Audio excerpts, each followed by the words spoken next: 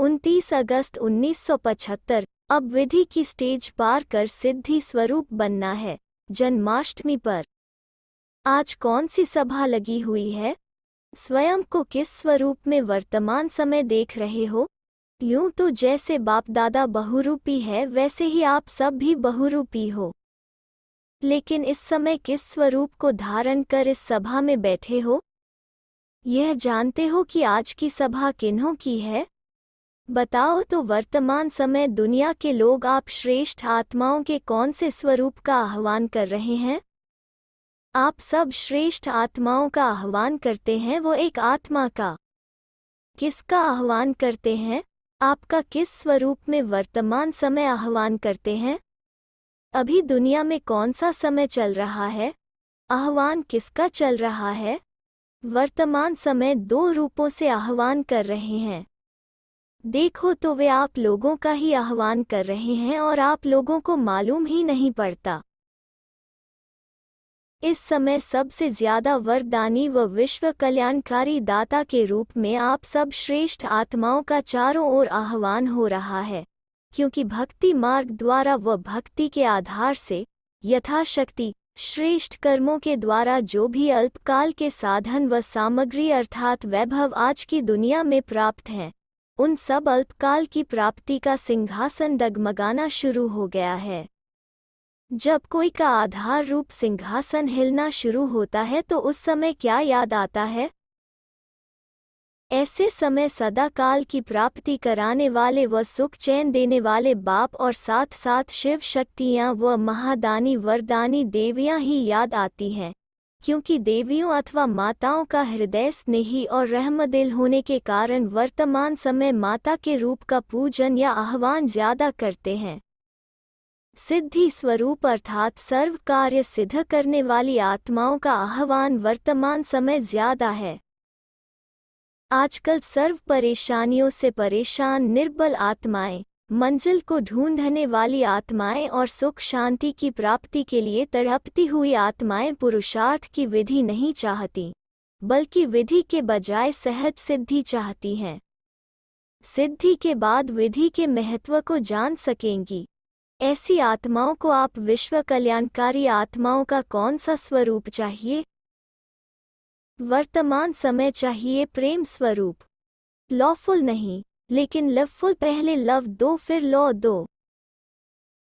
वे love के बाद law को भी स्नेह का साधन अनुभव करेंगे, क्योंकि बाहर के रूप की चमक वाली दुनिया में व विज्ञान के युग में विज्ञान के साधन बहुत ही हैं, लेकिन जितना भिन्न भिन्न प्रकार के अल्पकाल की प्राप्ति के साधन निकलते जाते हैं, उतना ही सच्चा स्नेह व रूहानी प्यार, स्वार्थ रहित प्यार समाप्त होता जा रहा है।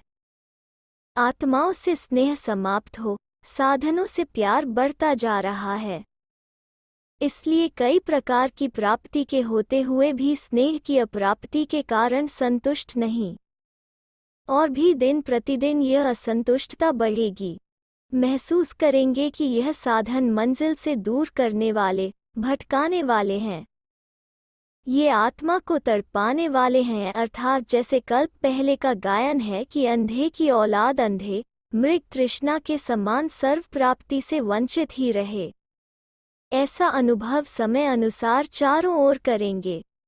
ऐसे समय पर ऐसी आत्माओं की सर्व मनोकामनाएं पूर्ण करने वाली व मन इच्छित प्रत्यक्ष फल देने वाली कौन सी आत्माएं निमित्त बनेंगी? जो स्वयं सिद्धि स्वरूप हों, दिन रात विघ्नों को मिटाने की विधि में न हों। स्वयं बापदादा द्वारा मिले हुए प्रत्यक्ष फल, भविष्य फल नहीं, अतीन्द्रिय सुख व सर्व शक्तियों के वरदान प्राप्त हुई वरदानी मूर्त आत्माएं होंगी। स्वयं पुकारने वाले नहीं होंगे कि बाबा यह कर दो, यह दे दो। रॉयल रूप से मांगने का अंश भी नहीं होगा। बाबा यह काम आपका है, आप तो करेंगे ही। ऐसे स्वयं करने वाले को स्मृति दिलाकर अपने समान मानव नहीं बनाएंगे, क्योंकि कहने से करने वाला मनुष्य गिना जाता है, बिना कहे करने वाला देवता गिना जाता है। देवताओं के भी रचयिता को क्या बना देते हो?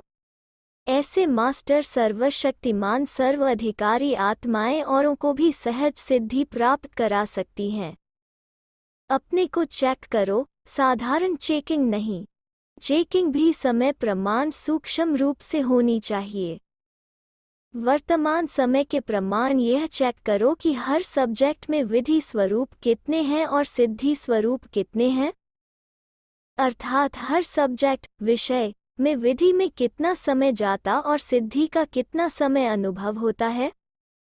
चारों ही सब्जेक्ट्स में मनसा वाचा कर्मणा तीनों रूप में किस स्टेज तक पहुँचे हैं, यह चेकिंग करनी है।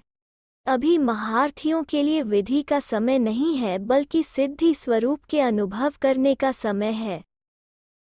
नहीं तो वर्तमान समय की अनेक परेशानियां अब तक विधि में लगे रहने वाली आत्मा को अपनी शान से परे परेशान के प्रभाव में सहज लाएंगी। इसलिए जैसे गायन है कि पांडव अंत समय में ऊंची पहाड़ी पर गल गए, अर्थात स्वयं देह अभिमान व दुख की दुनिया के प्रभाव से परे ऊंची स्थिति में स्थित हो गए। ऊंची स्थिति में स्थित हो नीचे रहने वालों का साक्षी हो खेल देखो। ऐसी स्थिति में रहने वाला ही समस्या स्वरूप नहीं लेकिन समाधान स्वरूप हो जाएगा। तो वर्तमान समय ऐसी स्थिति चाहिए। ऐसी है, जरा भी हलचल में तो नहीं आ जाते। क्या होगा, कैसे होगा, हमारा क्या होगा? अचल स्वरूप होना, अचल में कोई हलचल नहीं। ऐसी स्थिति वाले ही विजयी रत्न बनेंगे। बाप दादा आज बच्चों की आज्ञा पर आज्ञाकारी का पाठ बजा रहे हैं। प्रोग्राम प्रमाण नहीं आए हैं तो फॉलो फादर। कल आत्माओं का आह्वान है, बाप का नहीं। आप लोग भी अपने विश्व महाराजन स्वरूप में व विश्व के मालिकपन के बाल स्वरूप में अच्छी तरह स्थित रहना, जिससे आपके अपने अपने भक्त अल्पकाल के लिए भी दर्शन से प्रसन्न तो हो जाएं। और फिर सभी अनुभव सुनाना कि सारे दिन में कितने भक्तों को बाप द्वारा भक्ति का फल दिलाया। अपने भक्तों को राजी तो करेंगे न?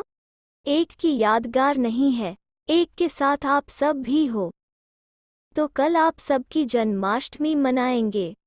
सभी कृष्ण समान देवताई स्वरूप में तो होंगे न? आप सबके देवताई स्वरूप के स्मृति का दिन है। दुनिया वाले मनाएंगे और आप क्या करेंगे? वो मनाएंगे, आप मनाने वालों के प्रति महादानी और वरदानी बनेंगे। अच्छा, ऐसे सागर को भी स्नेह के गागर में समाने वाले, सदा बाप समान सर्व सिद्धि स्वरूप, हर सेकंड सर्व प्रति विश्व कल्याणकारी वरदानी, स्वयं द्वारा बाप का साक्षात्कार कराने वाले, साक्षात बाप स्वरूप साक्षात्कारी मूर्त, सदा निराकारी और सदा सदाचारी श्रेष्ठ आत्माओं को बाप दादा का याद प्यार और नमस्ते। जैसे फॉरेन में लौकिक लाइफ फास्ट रहती है वैसे आत्मा के पुरुषार्थ की स्पीड भी फास्ट है। सेवाधारी होना, सेवा के सिवाय और कुछ नहीं। उठते भी सेवा, सोते भी सेवा, स्वप्न भी देखेंगे तो सेवाधारी के रूप में ऐसे सेवाधारी हो। हर सेकंड, हर श्वान सेवा प्रति, स्वयं प्रति नहीं। स्वयं के आराम प्रति नहीं, स्वयं के पुरुषार्थ तक नहीं, स्वयं के साथ दूसरों का पुरुषार्थ, इसको कहा जाता है सेवाधारी। ऐसे सविसेबुल का लेबल लगाया है मस्तक में। सविसेबुल के मस्तक पर कौन सी निशानी होगी? आत्मा रूपी मणि। मस्तक मणि है, वो चमकती हुई नजर आए, यह है सविसेबुल का लेबल।